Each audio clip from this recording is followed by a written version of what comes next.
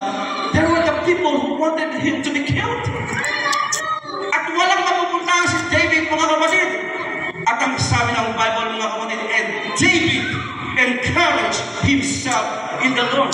That was the time when the old people wanted to kill him. Ganon din po tayo, mga kapatid. Nang makaisip ni David, mga kapatid, na wala na magtatakbo sa akin, itong mga warriors na pinulil ko, itong mga warriors na tinulungan ko, itong mga warriors na tinulungan ko, na ipinakita ko kung gaano ako katatag sa kanya sa Panginoon, na mana nila lahat yun ang problema against him. At walang malalapit na si David, mga kapatid, kundi ang ating Panginoong Diyos lamang. At ang sabi ni David, ang sabi ng Bible, at pinalakas ni David ang kanyang sarili sa Panginoon. Bilang mga generals na Panginoon, bilang mga pastor ng Panginoon, kapag nangyari sa atin yung mga kapatid, we need to pray for them, we need to pray for our warriors. Eventually, after David's prayer, God twisted their minds. At hindi na nila gustong patayin si David. At naging fresh ulit yung samahan nila. At tinulungan ulit nila si David. Dahil tao nga lang itong mga warriors na ito,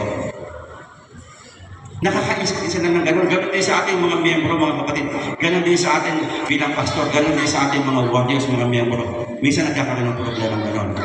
Pero ang pinaka-key dito, mga kapatid, tayo bilang mga pastor, tayo bilang mga general, kapag nangyari yung mga kapatid, hindi natin isusobyo ng sarili nating lakas. Gagayahin natin si David nang sabihin ng Bible na David encouraged himself in the Lord. At doon, mga kapatid, yun na yung pinaka-breaking point ng problema niya. At hindi po ng Panginoon yung puso ng kanyang mga kapatid. At okay na ulit sila, mga kapatid. Itong mga rejected na ito, mga kapatid, ng mga warriors lang, itong rejected na si David, mga kapatid, hindi porque rejected ka ng madla ay wala ka ng pag-asa. Mas ginagamit ng Panginoon yung mga rejected, mas maraming patotoo ang mga rejected kaysa doon sa mga perfect people. Sa Bible, mas maraming ginamit ang Panginoon ng mga rejected na napakaraming mga patotoo. Imagine, mga kapatid, gagamitin ka ng Panginoon, wala kang patotoo. Imagine, gagamitin ka ng Panginoon, hindi ka nakakalas ng problema. Anong patotoo magkakaroon ka? Pero dahil na rejected tayo, mga kapatid, sino dito rejected? Dahil na rejected tayo ng mundo minsan, pero qualified naman tayo sa Panginoon. Qualified tayo na sa Panginoon. At ang Diyos, mga kapatid, hindi tumitingin sa kagaya ng tao na qualified ba ito o hindi. Ang tinitingin ng Panginoon ay yung puso natin bilang mga generals, bilang mga warriors ng Panginoon.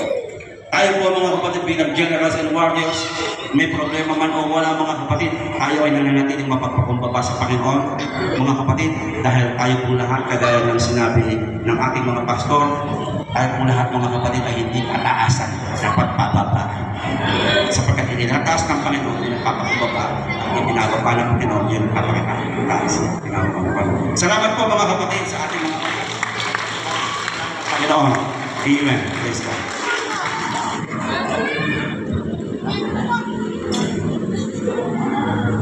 Amen. Hallelujah.